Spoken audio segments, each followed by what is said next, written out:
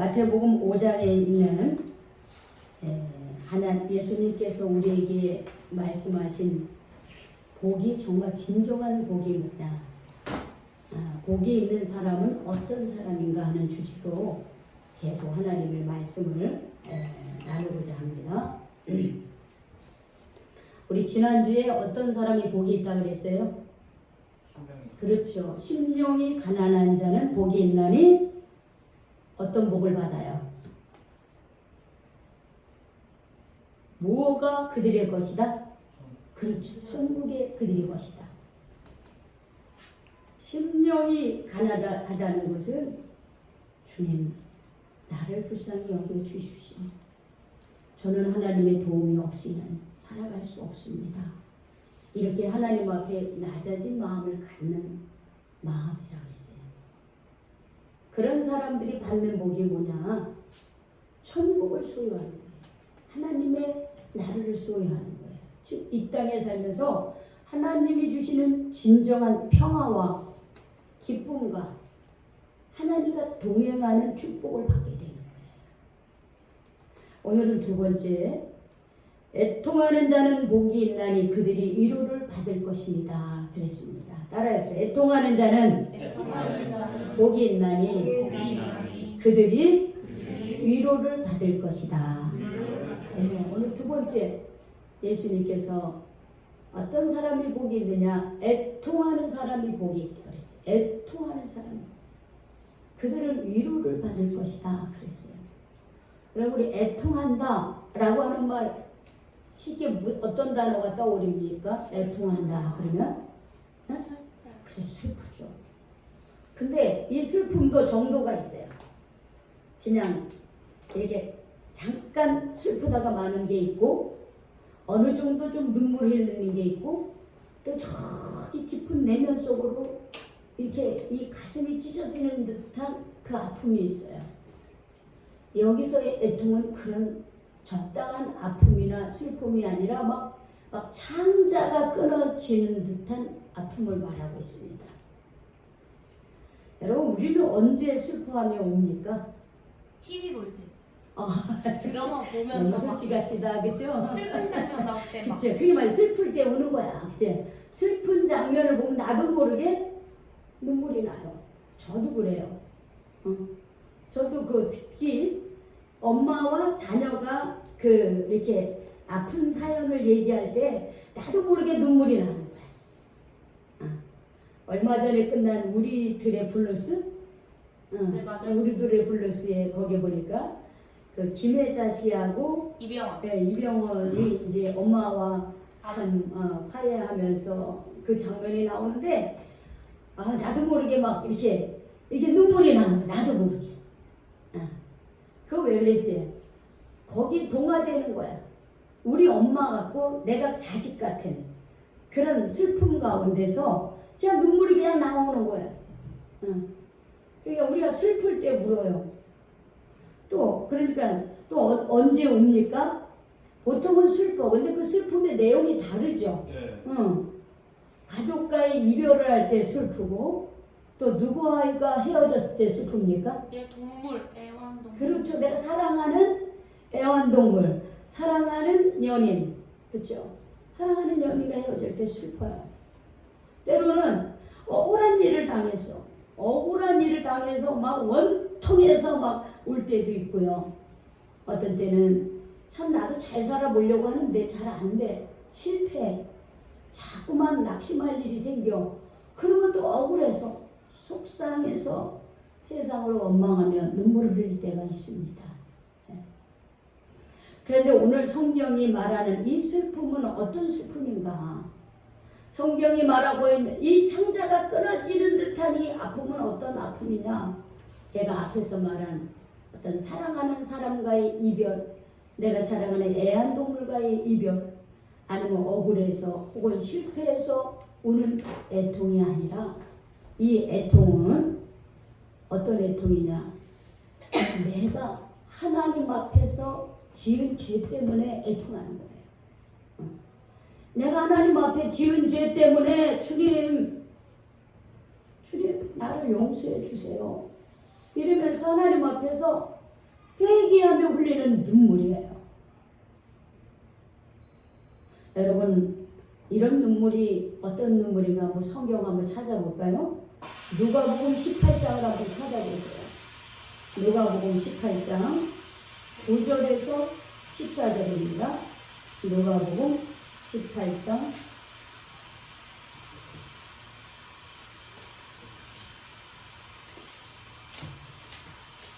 그 뒤로 넘어가면 있어요. 잘 못 찾으시는 분은 그냥 들으시면 돼요. 누가복음 18장 9절에서 14절. 자, 자기 죄로 인하여 애통하는 사람의 모습이 여기 나옵니다. 누가복음 18장 9절에서 14절 다 찾으셨나요? 우리 한번 교독하겠습니다. 누가복음 18장 9절에서 14절.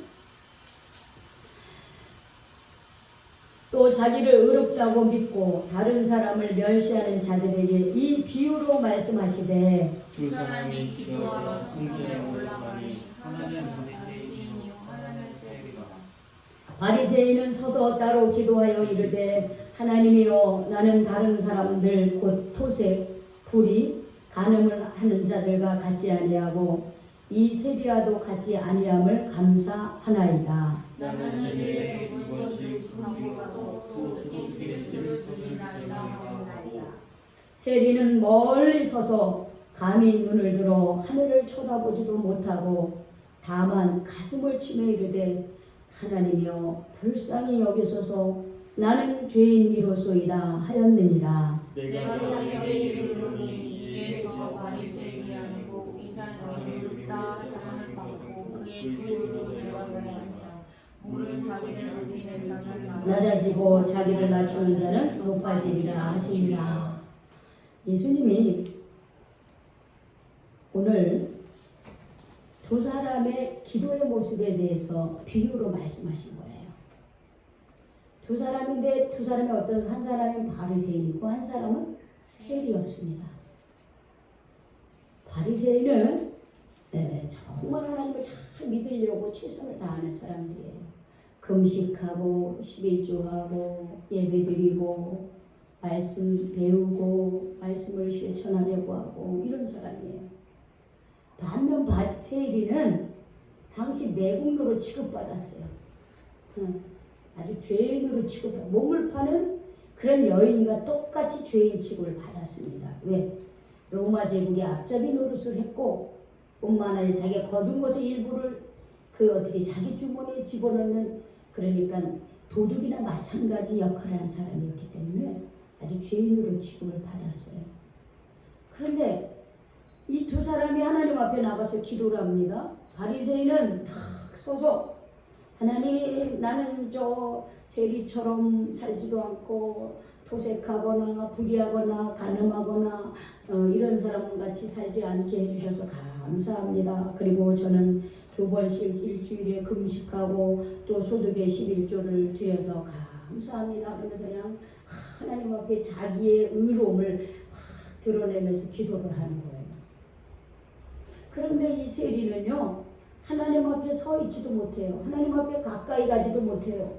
오히려 성전이 이렇게 있는데 성전 앞에도 오지 못하고 저 성전 끝으로미에 아주 그냥 억지로 서가지고서는 그러고서는 하늘을 쳐다보지도 못합니다. 지금 하나님을 쳐다보지도 못하고요. 그리고 그냥 가슴을 치며 다만 가슴을 치며 뭐라 하냐면 하나님 저를 불쌍히 여겨주세요. 저를 불쌍히 여겨주세요. 저는 죄인입니다. 사람들도 나보고 죄인이라고 그러고 나도 내가 생각할 때 죄인이에요. 그런데 먹고 사는 것 때문에 어쩔 수 없이 이렇게 살고 있어요. 주님 용서해 주세요. 이렇게 기도했답니다. 예수님이 이 두 비유를 들어서 얘기하면서 누가 용서받고 누가 의인으로 그렇게 인정받았느냐. 저 바리새인이 아니라 저 세리가 하나님 앞에 의롭다 하심을 받았다. 이렇게 얘기하셨습니다. 여러분 우리가 내 죄로 인해서 하나님 앞에서 눈물을 흘려본 적 있습니까? 주님, 나는 정말 모질한 사람이에요. 정말 하나님, 저는 죄인이에요. 여러분 이렇게 기도해 본 적 있습니까? 아니요. 그래요. 그래도 이렇게 따박따박 말을 해주니까 제가 또 설교할 맛이 나요. 물어보는데도 이러고 있는 것보다 이렇게 또 우리 은혜가 야 아니요. 그래 나 이러니까 내가 정신이 못 정나. 정신에서 못 정나는 거예요. 여러분 이렇게 기도해 본 적 있습니까? 우리 은혜는 아니요 그랬어요. 없어요. 우리 권사님은 어때요? 기도해 보신 적 있으시죠? 기도해 보신 적 있어요. 기도해 우리 우리 성역이나 은혜만 할 때도 저도 별로 그렇게 죄인이라고 생각하지 않았던 것 같아요. 어렸을 때는 그래 맞아 제가 죄인이에요. 나쁜 짓도 하고 뭐 거짓말도 하고 뭐 어쩌고저쩌고 그러면서 죄인이에요. 이렇게 생각했던 것 같아요. 그런데요. 조금 성장하면서 맨날 교회에서 살고 신학대학 다니고 그리고 목회 생활하고 20대 30대 그렇게 사니까 어느 순간에 내가 죄를 하나도 안 짓고 사는 사람 같은 거예요. 물론 죄인이 아니에요. 제가 예수 그리스도를 믿고 난 이후에 나는 죄인이 아니에요.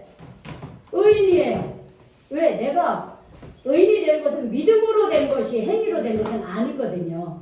그러나 내가 진실로 내가 하나님 앞에서 죄인이구나 이런 생각을 어렸을 때는 그렇게 가르쳐 주니까 그거를 받아들였는데 이제 청년기 되고 청장년 때는 그렇게 생각을 못했던 것 같아요. 제가. 그런 나이가 점점 들면서 제가 이렇게 내 자신을 돌아보고 우리 성도님들도 보고 이렇게 사람들을 보니까 아이고 막 냄새가 나. 죄 냄새가 얼마나 많은지 몰라요. 우리 인간의 마음속에 죄된 그런 더럽고 덕지덕지한 그 냄새가 얼마나 많이 나는지 몰라. 그래서 저는 그래요. 하나님 맞습니다. 우리는 죄인일 수밖에 없습니다. 죄인입니다.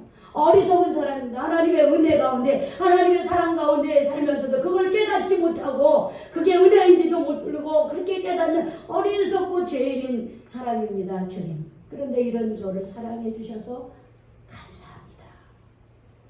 그러면서도 또 내 안에 어떻게 해요? 살다 보면요. 미움도 있고 누구를 용서하지 못하는 그런 더러운 죄의 냄새가 내 안에 있는 거예요. 응? 그럴 때마다 우리는요 하나님 앞에 진실하게 서서 눈물로 주님 저는 죄인입니다. 저를 용서해 주십시오. 이런 기도를 올리셔야 합니다. 여러분들. 이런 기도를 올리지 않는다면 그것은 진리의 말씀이 내 안에 없다는 거예요. 진리의 말씀이 없어서 내가 죄를 지으면서도 죄인지도 모르고 그렇게 살아가고 있는 거예요. 내 마음에 하나님의 진리의 말씀이 있으면 얼른 깨달아지는 거예요. 얼른 아하 이게 잘못이구나 하는 걸 깨달아지는 거예요. 근데 그걸 깨달을 진리의 말씀이 없어. 그래서 나는 하나님 앞에 죄인이라고 생각이 안 드는 거예요. 여러분들의 바라기는 하나님의 진리의 말씀이 여러분 마음에 있어서 여러분의 죄가 보이고 어리석음이 보이고 내가 하나님 앞에 용서받아야 될 죄인이라고 하는 것을 여러분 깨닫는 은혜를 받으시길 바랍니다. 아멘. 여러분 세리가 이 한 사람만 있었겠어요? 아니에요. 세리가 얼마나 많이 있어요. 죄인들이 얼마나 많이 있었어요. 그런데 하나님 앞에 나와서 눈물로 주님 저는 죄인이에요. 저를 불쌍히 여겨 주십시오 하면서 눈물로 그렇게 애통한 이 세리만 용서함을 받은 거예요.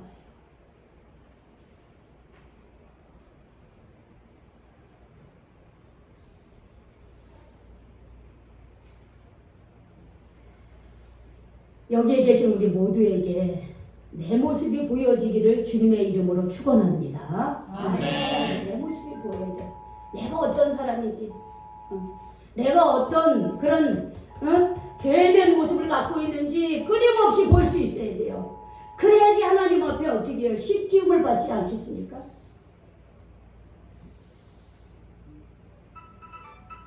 다시 한번 성경을 읽어볼까요? 또 성경을 하나 찾아보겠습니다.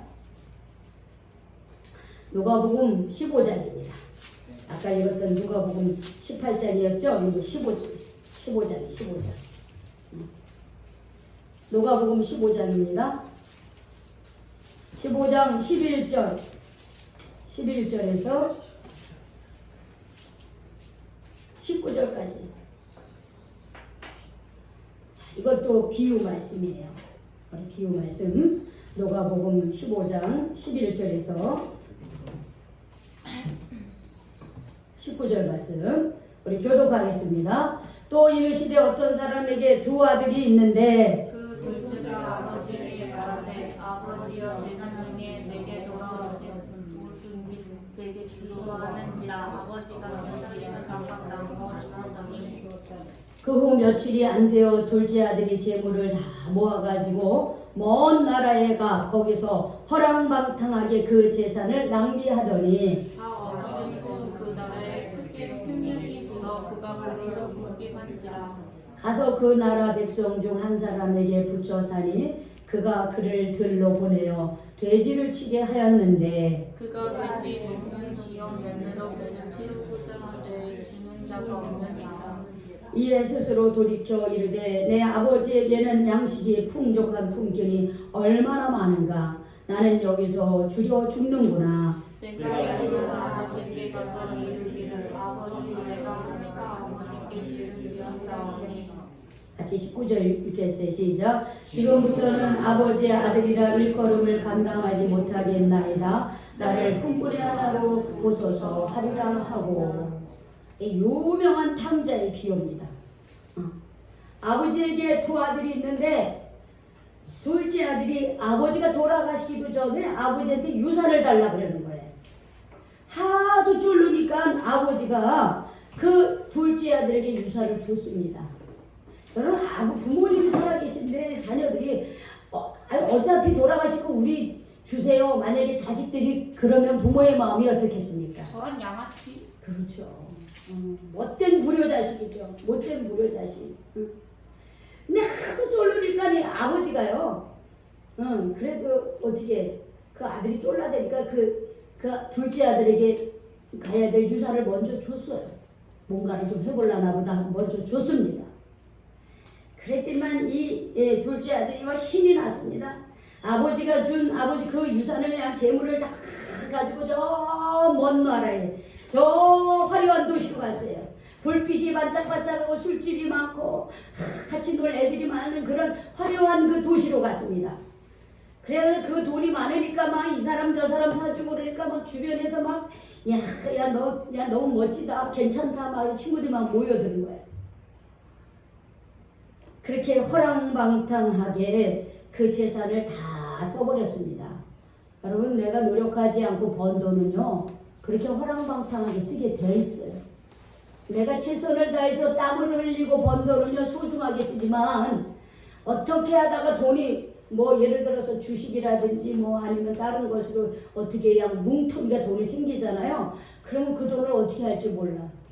그래가지고 허랑방탕하게 쓰게 돼 있어요. 인간의 심리가 그래요.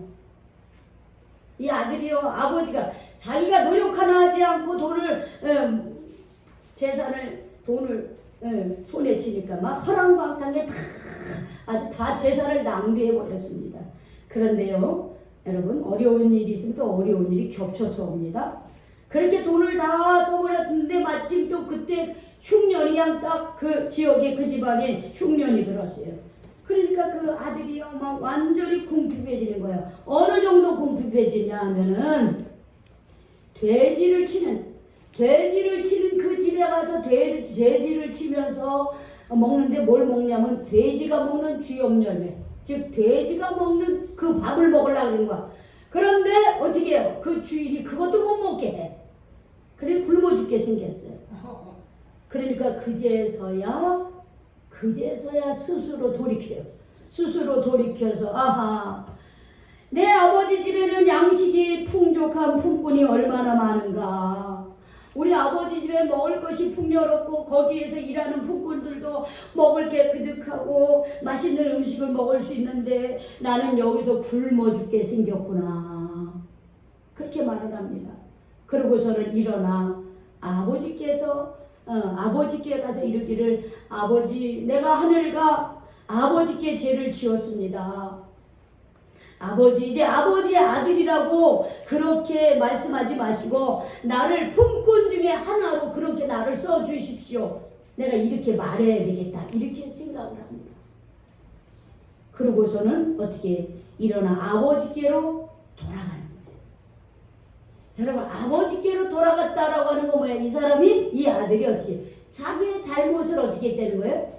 뉘우쳤다는 거예요. 회개했다는 거예요. 아버지 것을 다 어랑방탕하고 이제는 굶어 죽게 되니까 그제서야 누구 생각이 났어요? 아버지가 생각. 내가 아버지한테 얼마나 못되게 하고 아버지한테 내가 얼마나 죄를 지었는지 그거를 그제서야 깨달은 거예요. 근데 그걸 깨달으니 다행이죠. 깨닫고 돌아오니까 다행이잖아. 응? 여러분 우리의 잘못을 깨달아야 됩니다. 하나님 앞에서 내 잘못에 대해서 용서를 구하는 사람이 돼야 됩니다. 나는 죄가 없어. 이렇게 말하는 것은 아까도 제가 말씀드린 내 안에 진리의 말씀이 없는 거예요. 내가 하는 행동이 죄인지를 모르는 거예요. 그래서 그게 결국 그 죄를 저지르면 결국은 어떻게 해요? 끝은 어떻게 돼요? 죽는 거예요. 이 아들 봐요. 아들이 아버지 재산 가져가지고 먹고 쓰고 할 때는 어떻게 신났어요. 그게 잘못인지 몰랐어요. 자기의 행동이 얼마나 어리석고 잘못된지 몰랐어요. 신나게 다 써버렸어요. 죽게 생겼으니까 그제서야 누가 생각나요? 아버지가 생각난 거예요. 우리가 그런 존재라는 거예요. 우리 인간이 그런 사람들이라는 거예요. 내 맘대로 막 살아. 그게 죄인 줄 몰라. 하나님의 뜻을 거스려서 하나님 뜻대로 살지 않고 내 맘대로 사는 게 아무렇지도 않아요.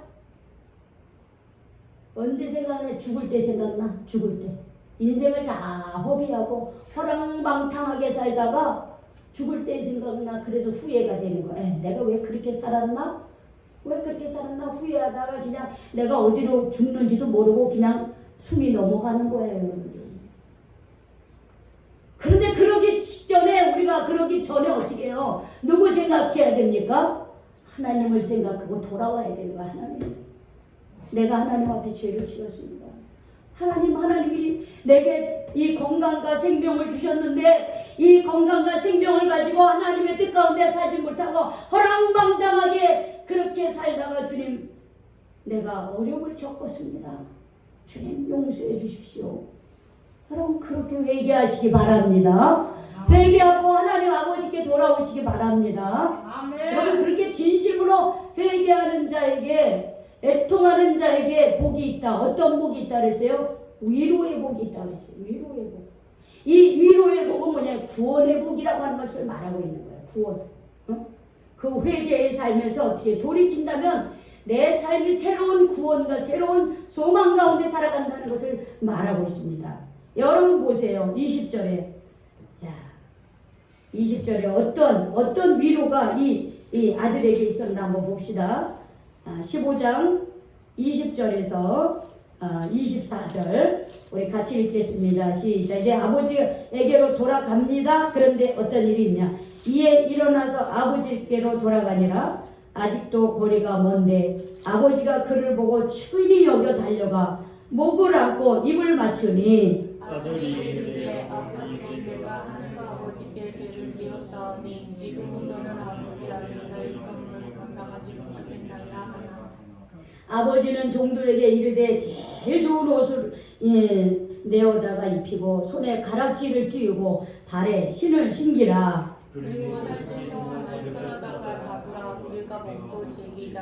자, 우리 24절 같이 읽겠습니다. 시작. 이 내 아들은 죽었다가 다시 살아났으며 내가 잃었다가 다시 얻었노라 하니 그들이 즐거워하더라 그랬어요. 아들이 거지가 됐어요. 아직 거지 중에 상거지가 돼가지고 이제 아버지께 회개하고 돌아오는데 저기서 아버지 집하고 이 아들이 걸어오는 거리가 굉장히 멀리 있어요. 그런데 아버지는요, 이 아들이 자기 재산을 가지고 저기 도시로 나간 뒤로부터 늘 언제나 이 아들이 돌아오기만을 기다리고 있었어요.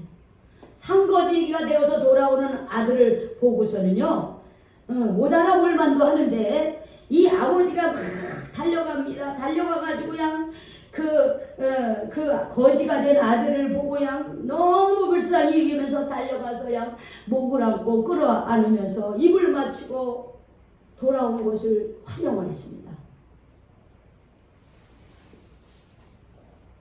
그러고서는 아버지는 그 자기 집의 종들에게 이렇게 명령을 합니다. 야, 가가지고 제일 좋은 옷을 내어다가 입혀라.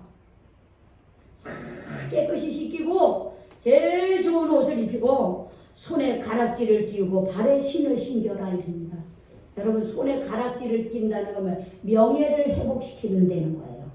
아들의 지위를 회복시킨다는 거예요. 발에 신도 마찬가지예요. 여러분, 우리 신발 신고 다니죠. 우리 옛날에 어려운 사이 신발도 없었어요. 어떤 사람만 신발 신고 다녔습니까? 왕이나 귀족이 신발 신고 다녔어요.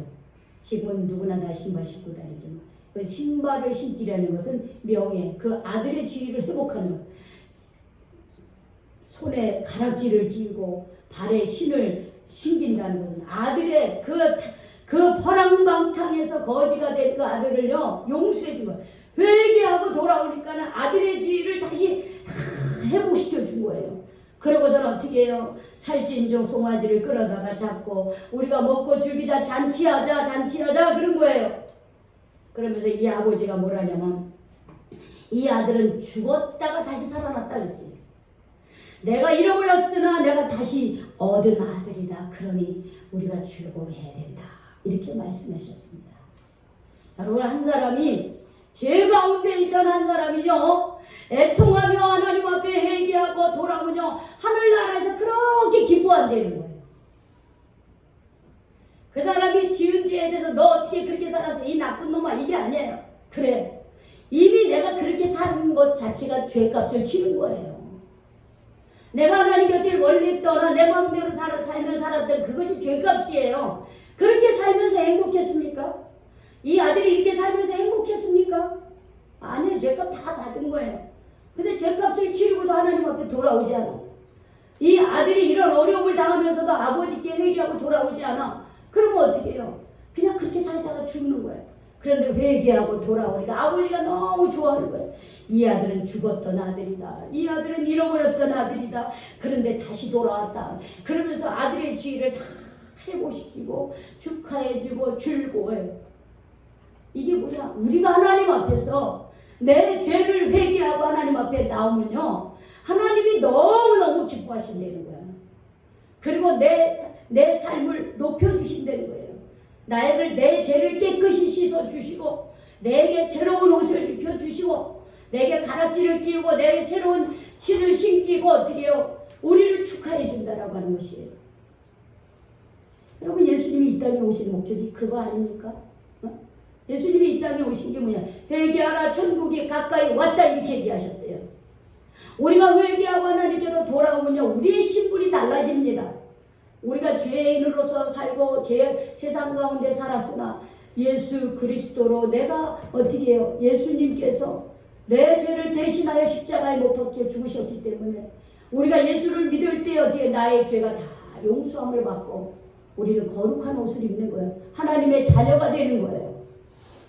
그리고 어떻게 해요? 여러분, 옷을 갈아입는다는 것은 무엇이냐면 신분을 말하는 거예요.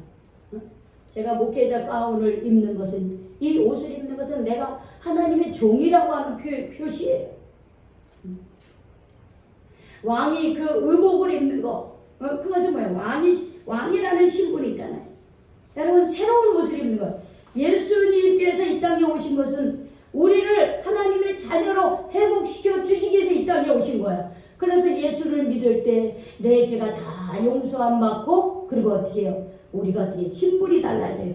세상의 자녀, 죄의 종로로 타던 우리가 어떻게 해요? 하나님의 자녀가 되고 의인이 되는 거예요. 우리는 하나님의 나라의 거룩한 옷을 입고 우리는 신분이 달라져요. 세상의 자녀가 아니라 하나님의 자녀예요. 하나님 나라에 속한 백성들이에요. 우리는 신분이 다른 사람이에요, 여러분들. 우리가 이 세상에 살지만 우리의 신분은 세상 사람들하고 달라요. 똑같은 게 아니라 여러분들. 여러분 우리가 지금 세상을 살면서도 세상의 가치 기준으로 보면은 금수저가 있고 흙수저가 있고 그런 거 있잖아요. 잘 나가는 사람 있고 못 나가는 사람, 그게 계층적으로 보이지 않는 그게 있어요. 우리 어린이들도 그렇대잖아요. 몇 평 아파트에 사느냐, 어느 아파트에 사느냐, 이거에 따라서 아이들끼리 지네들이요 이 신분을 나눠요. 세상에서도. 근데 우리가 세상을 사는 그런 것들은 아무것도 아니에요.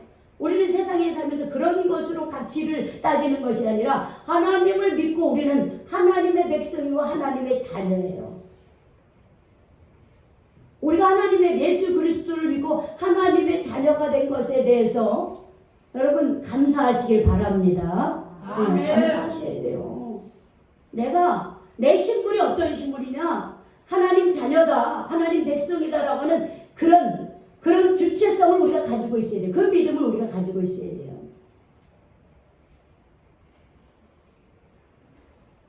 그러기 위해서 우리를 신분을 회복시켜 주기 위해서 예수님은 이 땅에 오셨다고 했습니다. 여기 계신 모든 분들 예수 그리스도를 믿음으로 죄 사함을 받고 다 하나님의 자녀가 된 줄로 믿습니다. 그런데 그렇다고 해서 우리가 죄를 안 짓느냐? 또 죄를 져요. 왜? 육신으로 우리가 살아가기 때문에. 그때는 죄를 지어도 그러나 우리는 방법을 알아요. 어떻게 하냐? 내가 죄를 지었을 때 이미 나는 죄인이 아니고 의인이에요. 하나님 자녀예요. 우리는요. 그렇기 때문에 그때 우리가 죄를 지었어요. 얼른 우리는 어떻게 하냐면 하나님 앞에 회개를 해야 됩니다. 주님, 죄를 용서해 주세요 하고 얼른 예수님의 이름으로 우리는 어떻게 해요? 용서함을 받아야 됩니다. 그러면 그 죄가 더 이상 나를요 그런 죄의 그런 나쁜 길로 인도하지를 못해요. 근데 내가 죄를 짓고 있으면서 그거를 몰라. 그러면 어떻게 해요? 우리는 또 다시 죄의 종으로서 끌려가게 되는 거예요. 그래서 우리는 이제는 예수 그리스도를 믿음으로 하나님의 자녀가 된 사람들입니다. 그럼에도 불구하고 우리는 끊임없이 죄의 유혹을 받고 있습니다. 그럴 때 우리는 어떻게 해야 되느냐? 무릎을 꿇고 우리는 하나님 앞에 이런 기도를 올려야 돼요. 하나님, 여전히 제 안에는 죄성이 있습니다. 여전히 제 안에는 이런 나쁜 그런 하나님이 기뻐하지 않는 이런 죄된 나쁜 속성이 있습니다. 주님, 저를 불쌍히 여겨주시고 저를 의의 길로 인도해 주십시오. 여러분 그렇게 기도하시기 바랍니다. 그렇게 될 때 하나님은 우리를 붙들어 주시고 늘 주님이 정말 나의 주인이 되고 내가 하나님의 백성이 되고 하나님이 나를 이끌어가는 삶을 우리는 살아갈 수가 있습니다. 진심으로 우리들 날마다 우리가 하나님 앞에 서서 내가 오늘 하루를 정리하면서 하나님 앞에 지은 죄가 무엇인가, 내가 하나님의 마음을 아프게 해드린 것이 무엇인가 돌아보시기를 바랍니다. 그래서 매일매일 회개함으로써 여러분들의 삶이 하나님의 위로가 있고 하나님이 인도하는 삶이 되시기를 주님의 이름으로 축원합니다. 우리 찬송 190장 하시겠습니다. 찬송 190.